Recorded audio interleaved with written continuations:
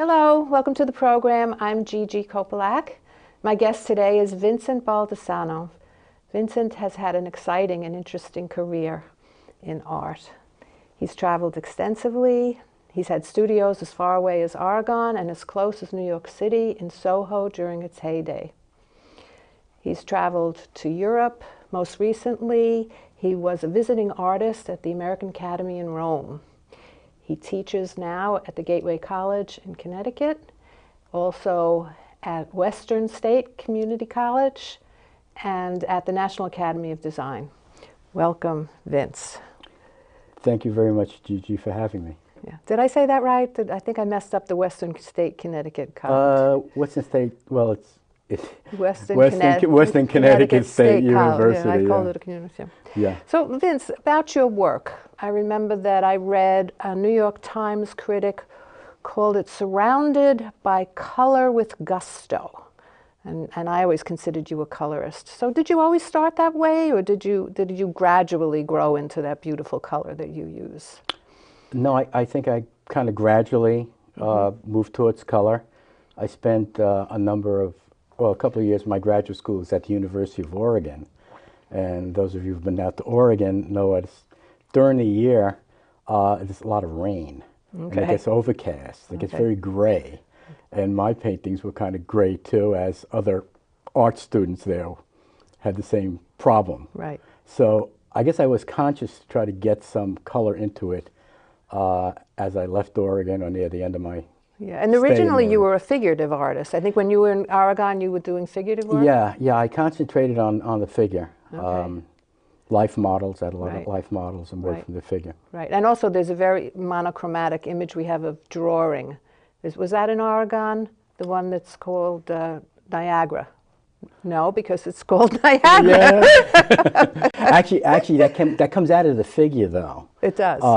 Oregon. I was working from direct observation. Okay. I went to the Niagara Falls area. I was teaching at a community college there, and I started to just naturally lose the figure.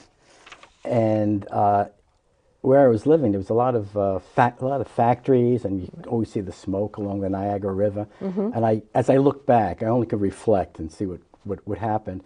I started seeing those kind of biomorphic, organic forms creeping in, connecting with my figures. Okay. And eventually, I just lost the figure. Okay. And is that beginning of abstract for you, then, you think? That was beginning. I would say, yeah, because I was more interested in working with these kind of biomorphic, these organic forms, and they kind of held the color. I could deal with that easier. So what would you say was the first time that you really went into this bright color? This would it be the next painting that we have to show? This what's it called? Do you know? Can you remember? Oh well, it's the bright color. I think happened when I did that cube. Those are the forms that I was starting to use, and I had a cube, so I painted this cube. A big cube? Yeah, it was about probably fairly large. So you're almost moving into sculpture at this point. Yeah, and I have touched upon it, come back and forth. But I like the two-dimensional painting. So I have the cube, and I would paint it. Sometimes I even used a spray can. I used using fluorescent spray to get the form itself, and then I would go back into it with acrylic. Right. And I noticed that the cube itself, I wanted to get back onto a flat surface. So I started to deal with the illusion of that cube and started getting to isometric perspective and so forth. Yeah. And then eventually started building off the wall, so it was somewhat three-dimensional. But I found that it was kind of an analytical approach, deciding on the structure I was going to work on. But when I got into actually painting those shapes and those forms and those colors, I was on automatic. That was strictly from imagination, and I enjoyed it more. Oh, okay. So you totally got rid of any objective thing, and you really were working just from what? The color next to color, and color next to color, shape next to shape. Shape next to shape, illusion of movement. A lot of movement. I was into that, I guess, as I look back at it. Yeah. But do you feel like you were influenced by your environment? Now, are you still in Niagara, up in Niagara at this point? Yeah, or- I was in Niagara. I was teaching in Niagara. I was living in Niagara Falls. I then moved across the river to Buffalo. I was living in Buffalo Okay. also, Yeah. and commuting over to Niagara Falls. And this was several years after after graduate school. Is when this started to happen. Okay. It took me a couple of years to get rid of everything I learned in graduate school. But then, was it in Buffalo that you had a terrible thing happen with this fire? Yeah, there was a studio. It was actually a dance studio that I rented. It was a loft space in Buffalo, and actually, it was a number of other artists were renting spaces there, and there were a few people that actually lived there. It was above a pharmacy, and one day coming home was on a Sunday. Every Sunday I was always there, and the other artists generally were there working also. As I approached the studio, going back home, because that was separate from my house, I noticed there was a lot of fire engines.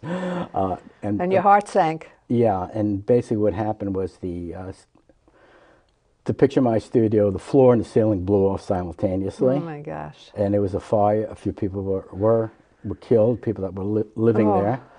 And the work was, everything was destroyed, all my graduate work, which might have been a good idea at that time, and the work up to that point, yeah. Yeah. So, but you grew from that in a way, didn't you? Because the painting that you call Hudson Street After Blaze is a precursor, sort of, to what happens with your work. Yeah, that was and that was a studio I had in Buffalo on Hudson Street. That's why it's called Hudson Street After Blaze. The studio I had that blew up, and they found out later was a gas explosion that caused it. Was on Elmwood Avenue. Okay. So this was the first painting that I did that I can get back to and actually. Right. start And you're totally changing the shapes. From the cubes, you're going into something, making the image and the structure biomorphic. Yeah, I got to a point I just I wanted to free that from the structure, and also free it from a rectangle if I was working, Right. As an illusion at that point. So I cut out one of the pieces and I had it tacked on the wall, and I kept looking at it, and I said, "Why not?"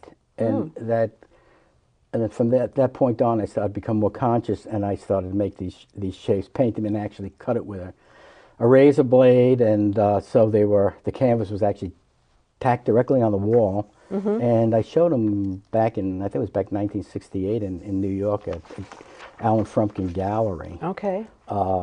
In a show there, and so that was a it was a nice move. Yeah. But it just happened naturally, though. I got to point that out.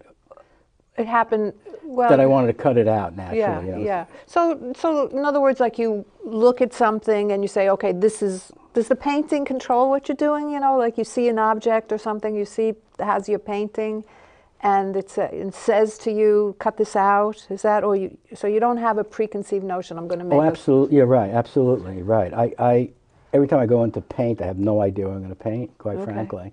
It's a blank canvas or a structure of some sort. And my approach always seems to be different too. I'm not a 1, 2, 3 type of paint. I do this first, this second, this third. My prime things and stretch things, that's a prerequisite, but the approach is always, direct, and it's from my imagination. And what feeds my imagination is my travels and seeing things. And I may not be conscious at the time when I'm working that I am doing something based on a trip, say to Italy or to Portugal or whatever, but it comes out, and in some cases, it's kind of a precursor to what's going to happen, which is strange too. So all my painting is really about my imagination, right? And from my imagination, I should say. But also from your experiences. And from my experiences. Yeah. So, So you talked about traveling now. I think you were in Buffalo, and then did you go to Portugal? Is that what happened after Buffalo? Yeah. One thing happens is, that affects you, like if your studio blows up and you're feeling bad about that, and then something good happens. And this was, I got a sabbatical to go to Europe, and I didn't know where I was going to go to Europe, but I went to Europe, and it was Portugal. You chose Portugal. I chose Portugal because it was cold up in, I think, Denmark or Norway, where I was, and meandered to Portugal, not knowing the language or anything else, and stayed there for about a year. Wow. And it was just a fascinating experience. Yeah. And unfortunately, again, you don't have anything from Portugal because... Well, there was, I met some very good artists there that became very, they became very good friends of mine. And I was supposed to have a show in Lisbon the following year, and I left work in Portugal for the show in Lisbon, then I was going to go back. And what happened was there was a revolution. So there was a revolution in Portugal. The gallery I was supposed to have my show in was from England, and they just kind of disappeared along with my work. So that was the end of that body of work. Oh my gosh. Maybe there's some revolutionary person in Portugal that has your work hanging on those walls, right? Yeah.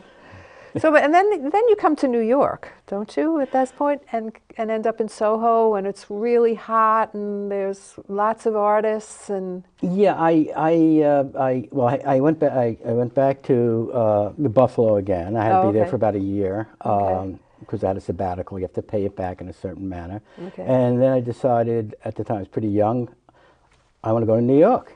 Yeah. So I gave up my teaching and I moved to New York. I had tenure in the job. And I thought it was unique, but I got to New York and met an artist from all over the country that did the same thing. It wasn't any big deal. And I had a loft on Broome Street. Yeah, and I painted on Broome Street and did other things too. Yeah, we have some images from that period. There's one that's, isn't that the maple goat? Well, actually the maple goat blues, that one happens after New York City. Okay. That's when I move up to Westchester. Oh, okay. All right. I couldn't have a goat. So we have any images from New York City? Actually, there's a picture of a studio. I'm standing in a studio. It's one of my studios. That's a studio I had on Broadway. There should be an image with me, my eyes closed. Well, what's important is the art behind you. Yeah, so that's a piece in my Broome Street studio. And are you getting back to the rectangle when you get to New York? Well, it happens when I have my son. Oh. All of a sudden, after cutting out things and working against the rectangle, kind of freeing it from the rectangle. Right. I start to paint on the rectangle again. My son is born, and it just happens. And I just go with it. And I did a whole series called Alexander's Ragtime Band because his name was Alexander. Oh, that's good. And I think there might be, I think there's one in particular that's there. That is, I call it, I guess, a transitional painting again, getting back to the rectangle. Okay. Which one is the transitional? The Alexander's Ragtime Band, yeah, and that's actually in a collection at Sacred Heart University. But you still have those forms, those biomorphic forms, but it's interesting. You chose to put them back on the rectangle. It's really, and you can't say why. No. I guess maybe it's a celebration of having my son at the time, and later my daughter and so forth. More structure in your life. You got it. Structure in my life, right. Yeah. Responsibility and structure. Yeah, I guess so. And what about the forms now? There's a sculptural kind of a white, what is that part of New York when you do that? You talk about the ceramic sculpture that I made. Yeah. I kept on going back to Europe, Italy, and so forth, and I was on I went back to Italy. My mother was born in Italy, in near Foggia and Puglia area, and my father was born in this country. And when I was in Italy, I wanted to go and find where my mother, grandparents were from, and when I came back here to the United States again, I was only there like, I don't know, a month or something like that, traveling. I started making some ceramic pieces. They're like the habit. You talk about the Habitat, right? The Habitat kind of Right, series. right. I got a kiln. I started making some ceramic pieces, and these are sort of like reverse coil pots, and they were kind of funny, funky looking things. Always wanted to make one I could maybe walk into. I've never Right. got that large. And then I realized later on the Trulies are in that area where my mother was born. I wasn't conscious of it at the time. I don't And understand these are what- these kind of beehive structures Oh. that go back probably to the ancient Greeks or maybe Etruscans. And they're still there. Now I guess they rent them for houses. Right. But people were living in it. So it's this basic beehive structure. And you felt that you were channeling this when from which, yeah. Well, it Oh, could have no, been. It could have been. It could. I don't know. But I Yeah. mean, it didn't happen until much later, and I didn't pay that much attention to the Truly. Right. I mean, that was in the area where my mother was born. It wasn't Right. in the I town. don't know what, region. I don't understand truly. What is That's what they called them, if Yeah. I'm pronouncing it correctly. Yeah, but they were living. They were, People were living in them. Yeah. yeah, and they were ceramic. No, no. Oh, mine was ceramic. yeah, okay. No, this was stone. This was all Oh. stone and then whitewashed or plastered. So Okay. I think that's fascinating. I think Yeah. yeah. So, Yeah. but then okay, so then you come to Westchester. Yes. You've got a family now. You're married, a couple of kids, right. right? And Right. your work changes again. I think it's fascinating that you have all this, you're experimenting all the time. You're going into sculpture, you're going into ceramics, you're changing your paints, I'm sure. You're doing collage, you're doing all kinds of things. It's fascinating. It's sort of one thing kind of leads to the other. I mean, I've even done encaustic. In fact, over at the National Academy, I've given workshops in encaustic for over 10 years, and which I learned on my own and then made sure I was doing it correctly. Just so we all know, encaustic is a wax process. Yeah, it's a hot wax a process of mixing basically beeswax and a resin with and melting it with pigment. Right, So and you you're have to have- heating it, Yeah, so you heating have- it, and right. And So you have to work very fast, otherwise your Right. brush is like a candle. Right. You can go to the Metropolitan Museum and see the Egyptian portraits in Yeah. caustic. That's how old that process is. Yeah, that's one of the oldest. Yeah. And yeah, that's one of the Because oldest. you're also interested in art history. Oh yeah, I Yeah. am, and I've been teaching it for the last 10 years or so, and it's interesting. When I went to school, I wasn't as interested in it as I am now. Yeah. As I get older, Right. I'm trying to sort of connect the dots, and yeah, I'm very interested in art history, and So, but this, let's get back to, you come to Yeah. Westchester in this maple goat. oh, well, now I go from a loft-like living space to a house, that has a little bit of land on it. Yeah. And my studio is now a two-car garage with an upstairs, and I kick out the cars and push in some windows and etc. Yeah. So I have a space to work. And I met someone who had a goat, a little pygmy goat, and I loved it. So my wife bought me this pygmy goat as a present. I get these weird presents. And so this painting, Maple Goat Blues, it's based on the goat. Also, I'm going back into the figure again a little bit too. It's a figurative idea. And quite frankly, I've never given up the figure per Okay. se. I do tons of sketchbooks from direct observation of people and so on and so forth. In this case, these paintings were kind of collage-like paintings. They were mixed media, and they were figurative and abstract things happening. at Yeah. that. There was a So when you group say of those. collage and mixed media, are you cutting up your work? generally, yeah, I 99% of the time, it's my work being recycled. Okay. I may cut up a painting and then a part of it, put it in another painting and develop that further. Okay. Right. And are you teaching at this point? Yeah, teaching? I teach full-time at Gateway Community College, Right. which is part of the state of Connecticut university system. And I also teach over at National Academy, mixed media class there and encaustic. And I teach also as an adjunct professor over at, Western Connecticut State We University got right in there. Danbury, Yeah. Connecticut. But let's talk about your travels here, because you've been to Europe, okay, and you have a whole series now of paintings from Venice, is it? And Yeah, I found that some of the my art education, there were things missing, mainly because I didn't teach it here in this country, such as fresco. okay, You know, and I always felt that you're never too old to learn. I always wanted to learn something about fresco, so I was able to connect with a restorer or conservator who lived in Florence, who actually represents Italy in these international fresco conferences. And we worked side by side, and just myself and him, and there was one other fellow who was an Italian fresco painter. And I learned a little bit about it. I can't say I know about fresco, but I got an idea of how to work with it. And this was, it was around Florence, just outside of Florence. Another time I went back, I wanted to learn a little bit about egg tempera, true egg tempera. okay. So I was working outside of Lucca with another fella.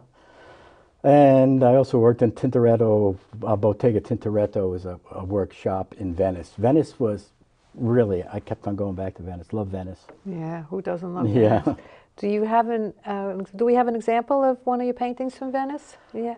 Actually, there's a Via Garibaldi is a painting that I did when I came back from Venice. I did a lot of works on paper when I was in Venice. Okay. And I did an edition, a print with the master printmaker over there, collaboration.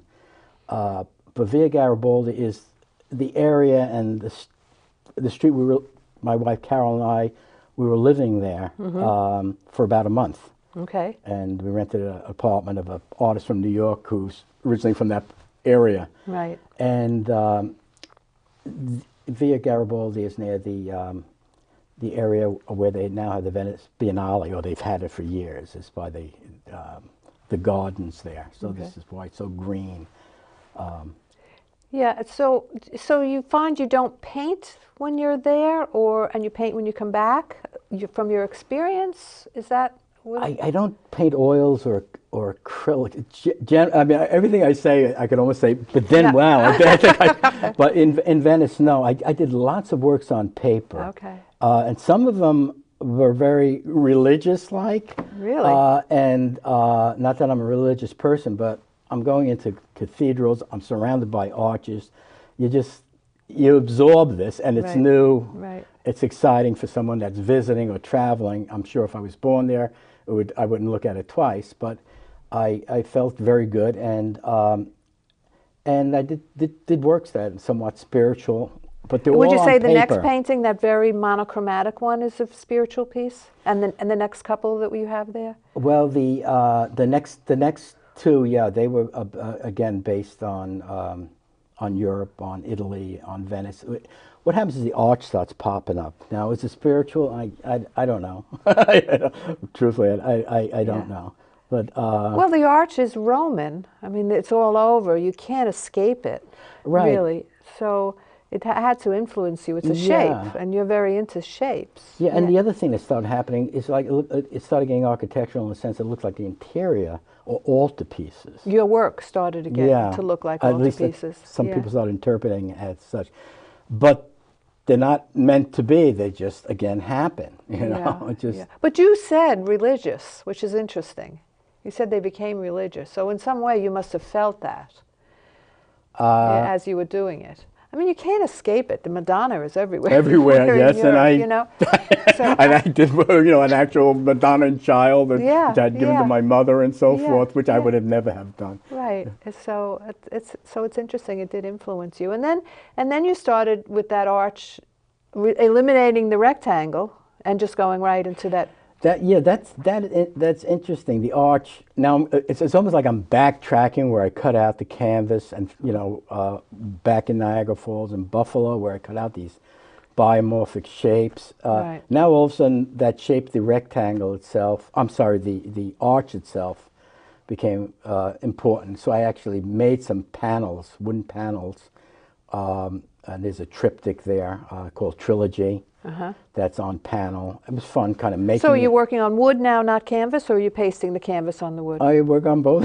Oh, That's why you get a little confused. I shouldn't ask you what you're doing. Yeah, You're doing no, everything. I've done constructions, you know, Yeah. three-dimensional. The Trilogy is flat and the illusion is painted on it. That's a triptych. Okay. Okay. What happened? And it was shaped, but it was it was a hard panel. It was a Right. form that you could pick up and move around. I was invited to go to Rome as a visiting artist, and I really got turned on there.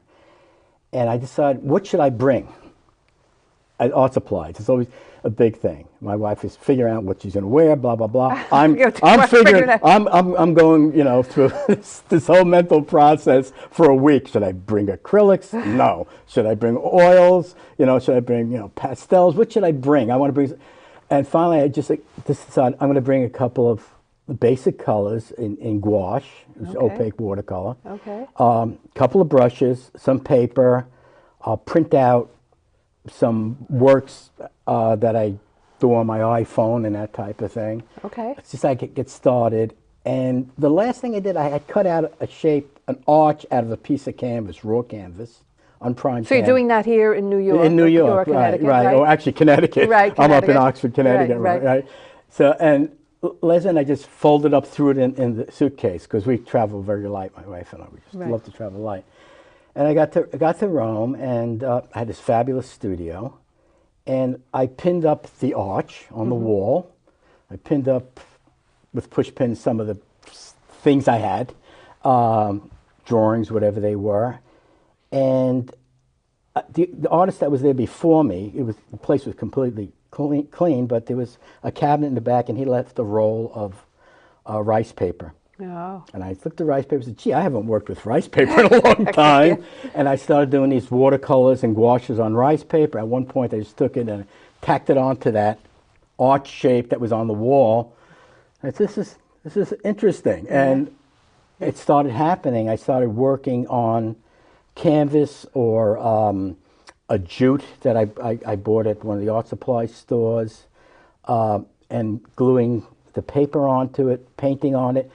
But gouache, it could crack and so forth. Now this is loose canvas, right? Right. That's just tacked on the wall with the push pins. Right. So I started using acrylic polymers. So I encased the gouache in acrylic polymer being acrylic.